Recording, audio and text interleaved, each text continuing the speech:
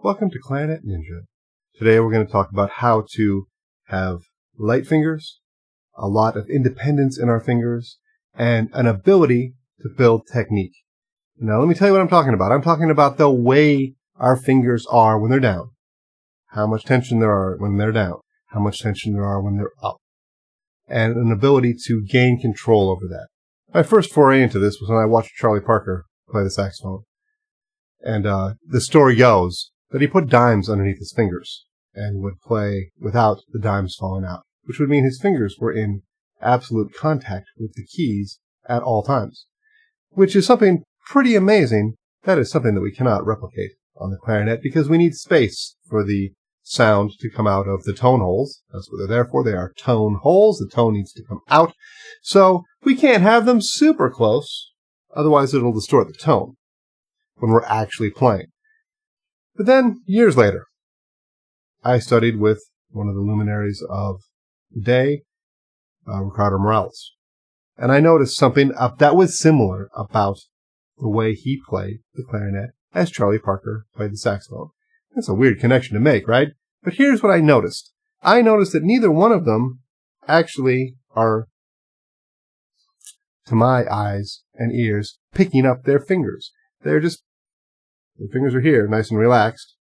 Then they push them down,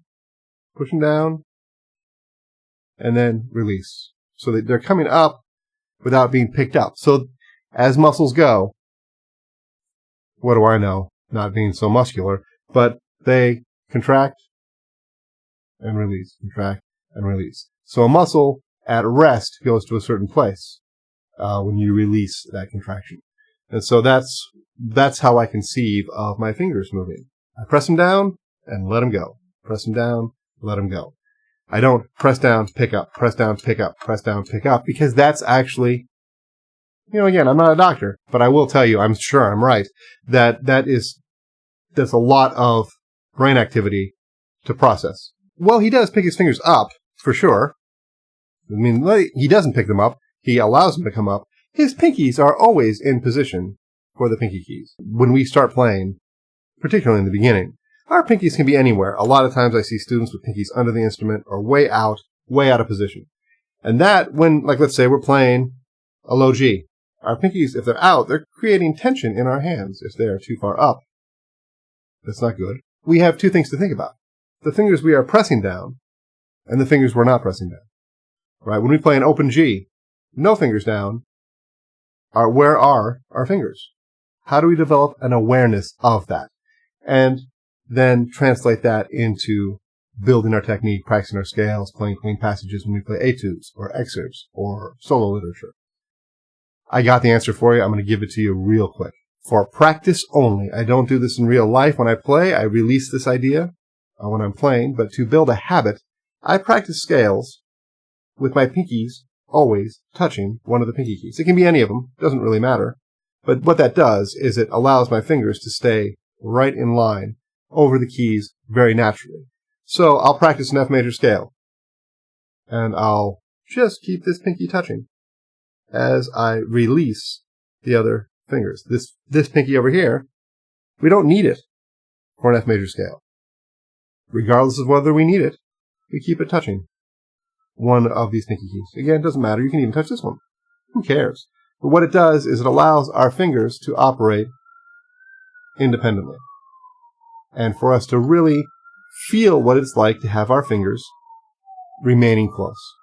Again, I'm not suggesting you have to keep them close, but developing this kind of independence, thinking about each finger releasing individually, and then on our way back down, using only the pressure that comes from what we can get when our pinkies are close. Because if our pinkies are far away, it pulls our other fingers off in a way that's not intentional, and it creates tension in our hands.